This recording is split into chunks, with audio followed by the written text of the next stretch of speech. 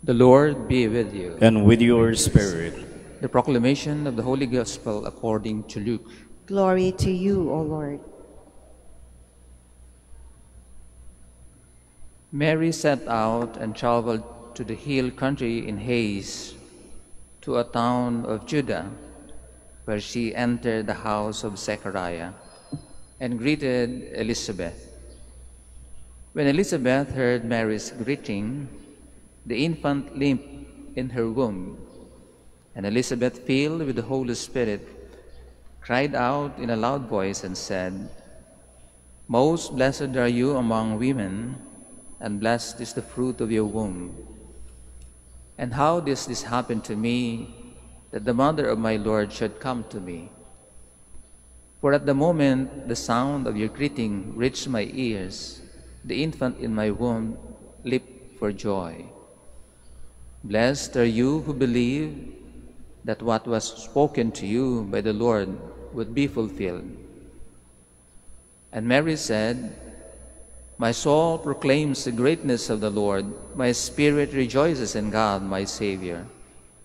For the Lord has looked upon his handmaid's lowliness. Behold, from now on will all ages call me blessed. The Mighty One has done great things for me, and holy is his name. The Lord's mercy is from age to age to those who fear him. The Lord has shown might with his arm, dispersed the arrogant of mind and heart. The Lord has thrown down the rulers from the thrones, but lifted up the lowly. The hungry he has filled with good things. The rich he has sent away empty. The Lord has helped Israel his servant, remembering his mercy, according to the promise to our ancestors, to Abraham and to his descendants forever." Mary remained with Elizabeth about 3 months and then returned home. The Gospel of the Lord. Praise to you, Lord Jesus Christ. Please be seated.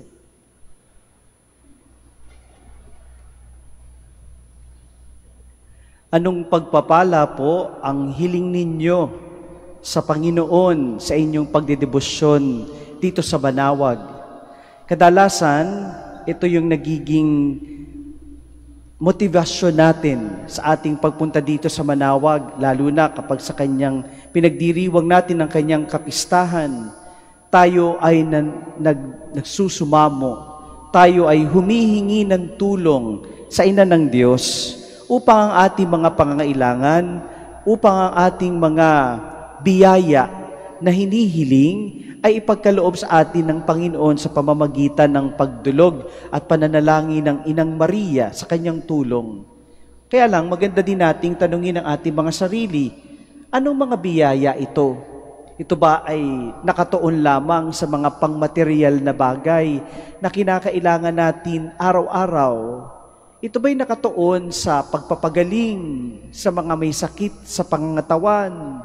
Ito ba'y nakatuon sa mga exam o sa mga pagsusulit na kinakailangan nating malampasan sa buhay? Ano yung biyaya na ating hinihingi sa Diyos upang sa ganon, mapuno tayo ng kagalakan? Sapagkat hindi natin kinakailangan ay maging matalino tayo sa ating paghiling sa Diyos. Kadalasan kasi nakatuon lang yung pansin natin sa mga pangmaterial. Kinakailangan natin ng pera, kinakailangan natin ng bahay, kinakailangan natin ng sasakyan, at kung ano-ano pa.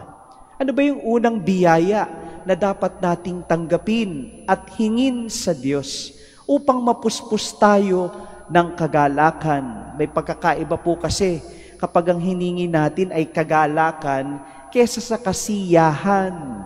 Yung kasiyahan, maaari nating matamo sa pagtanggap natin ng mga material na bagay.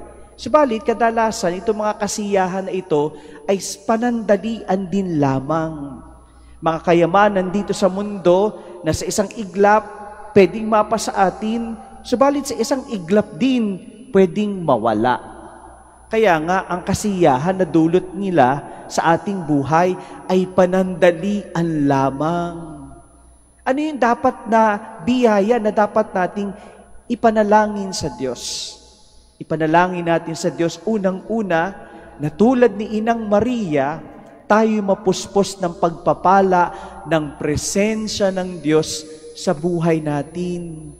Hilingin natin, Panginoon, puspusin mo po ako ng pagpapala, idulot mo po sa akin ang banal na presensya ng iyong anak na si Jesus, upang tulad ni Maria, ako rin ay makaawit ng Magnificat, sapagkat punong-puno ako ng pagpapala, sapagkat sumasa akin ang Panginoon.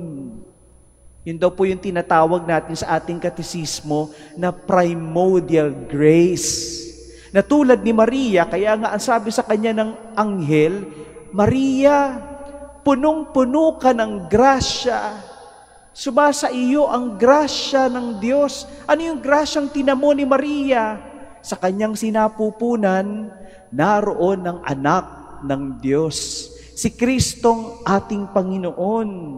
Siya'y naging ina ng Diyos sapagkat nasa sa kanya, she carried in her womb the Son of God for 9 months.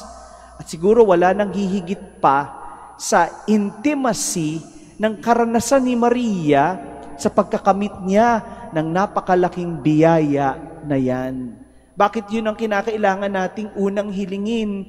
Sapagkat kapag nasa sa iyo si Jesus, wala ka nang hahanap-hanapin pa.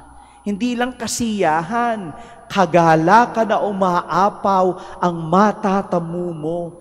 Yung kagalakan, hindi yan bigay lamang ng mga material na bagay dito sa mundo.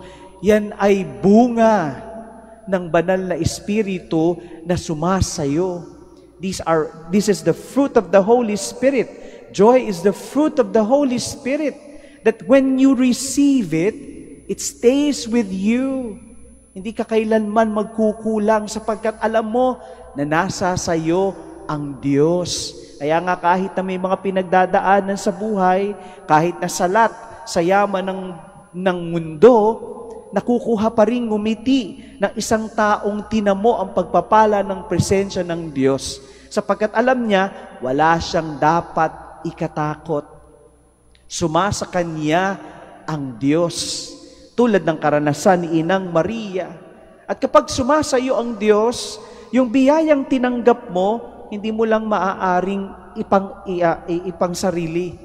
You don't just keep it to yourself. You have to share it. Why?